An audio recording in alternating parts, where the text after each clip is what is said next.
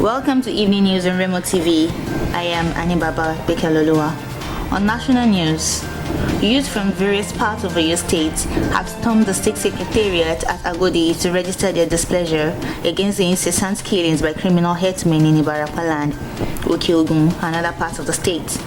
The youth are also protesting the arrest and the remand of 3 members of the Odua People's Congress in prison on the order of the court.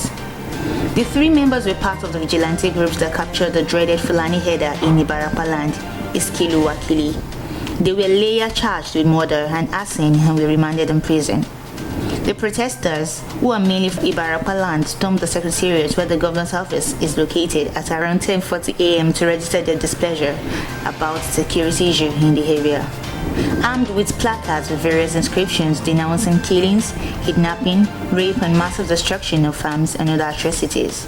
One of the organizers of the protest, Oladirin Ladokun, who is also the convener of Igongon Development Advocates, said on the sidelines of the protest that the arraignment and remand of the 3 OPC members was a signal to many Nigerians that security agents should be left alone to do their job.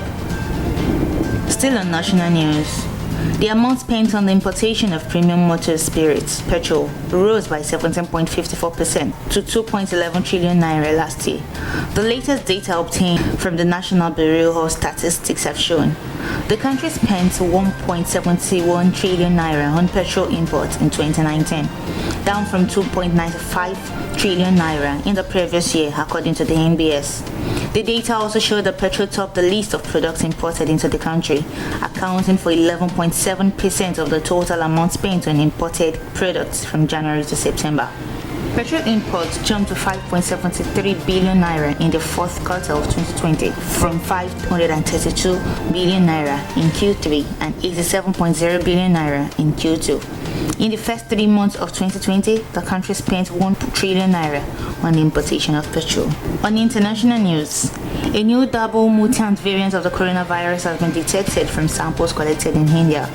Officials are checking if the variants, where 2 mutations come together in the same virus, may be more infectious or less affected by vaccines.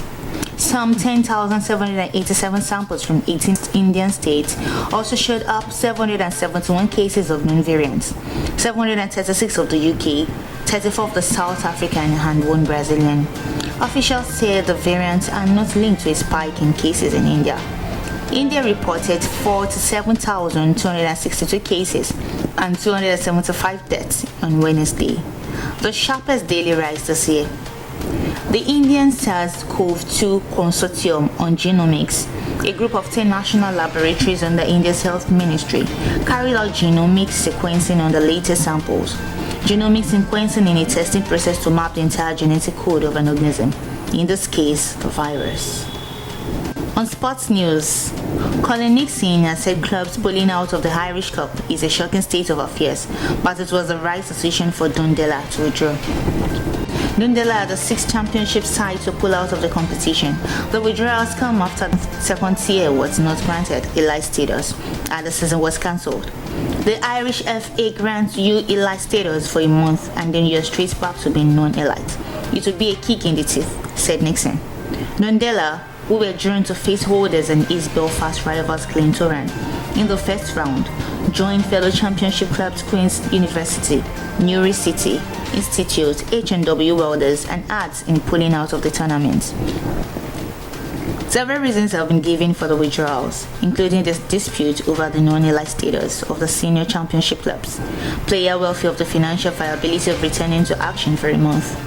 Last week it was announced that clubs from outside the Irish Premiership who are taking part in the Irish Cup will be able to recommence full training from 31 March.